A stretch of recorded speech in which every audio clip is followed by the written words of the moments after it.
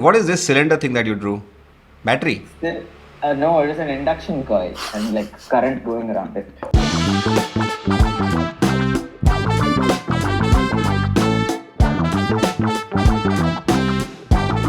So Turno raised about 14 million in its Series A, and when we worked with them last year, that is literally what the mandate was. Hey, we need to do some brand work, growth work, this work, that work, and so let's revisit some of the work that we did, and if we can laugh on some of them, or we somehow discover them, and hey, this is pretty cool. I remember that you made me buy this book. This Rhetoric of Logos, and later I discovered how initially everybody goes with this metonymic style, which is basically like if the company is about electric vehicles or battery, then you start thinking about electricity and plugs and stuff like that, or at best pick out the T of Turno and try to make a logo around that. When we were thinking exactly, just caught in that direction. It's either a plug or cable, or a cable mixed with T. And this, they didn't have a icon at all. They just had a typeface because they were financing vehicles amongst other things. If you put a branding on a vehicle, just the name looks little whatever. Before, we sort of loved this 3D one, but everything else was mostly 2D, and I like, wow, suddenly this like a tire, so it's a vehicle and it's a plug also, and we let go of a T. There's also a T happening. Is there a T happening? Like the two plugs could be, but from all this first round stuff, the best is still tire plus plug, I think. I don't know how to call it best or not, but again, I'll address some people looking at this video, is that typically you end up starting a logo with what is my product about, and that is one way to go about it. But is Apple logo about a laptop? Because when you are able to make an icon about a story which is beyond the product, it gives you the chance to launch more products. So the only issue was, what if Turno tomorrow powers electric planes, and we thought about it.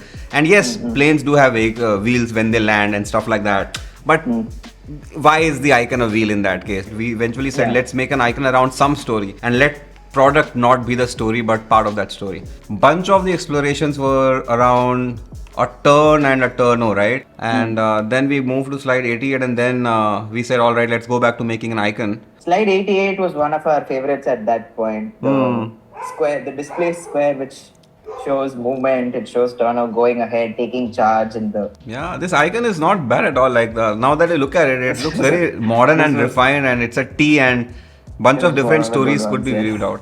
If I go to slide 87, then I think we also loved this one, right? Where it looked like... Yeah, we had names for all these things. I can't remember. I think this one was called the Dancing Man, the one at the top. Yeah, it does look like a person, trying to jump or whatever, generally like some posture without the legs, whatever you want to imagine, like something like that. Wow, a bunch of super cool logos. I mean, here I've started to move away from the T, finally.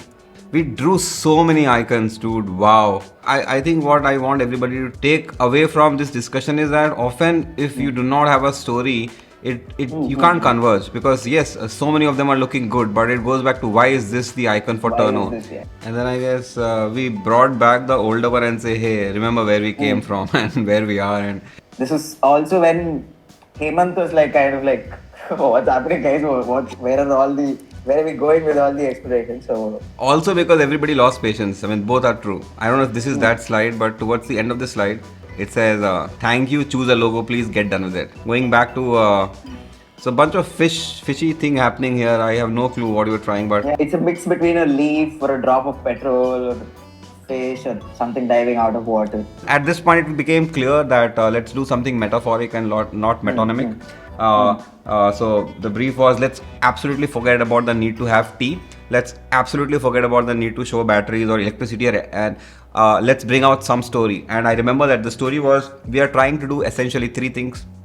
We want to create a community of people who understand that moving to electric makes sense, you can do it. Number two, we have to keep on figuring out how do you make the whole life cycle of a battery makes sense. And I think the number three was, of course, a predominant thing which people associate Turno with is financing, that somebody has to make sure that all these nuances about how battery works are considered so that they can offer finance option.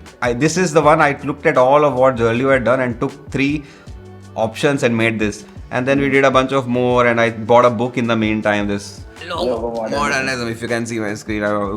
I can see it. Yeah. And I'm like, let me look through all the logos around this theme, and then I'm like, okay, some of them exist. I think on the bottom row, the second logo is sort of whatever Yeah, corporation. 1971 also. Yeah, I looked at all such logos which were around circle to make sure we don't end up making something very similar. Again, more exploration. I'm going, wow, what is this amazing? A lot of drawings on slide 7. I see that you have done, Gerleo. So basically, yeah, we're trying to see if we can complicate it, because at some level it looked like just 3 negative space circles inside a circle might be simple. I think we did 80 to 90 variations on it. 89 was the count when I last got it. Yeah. Oh man. Put some fancy music and like cut to the final logo.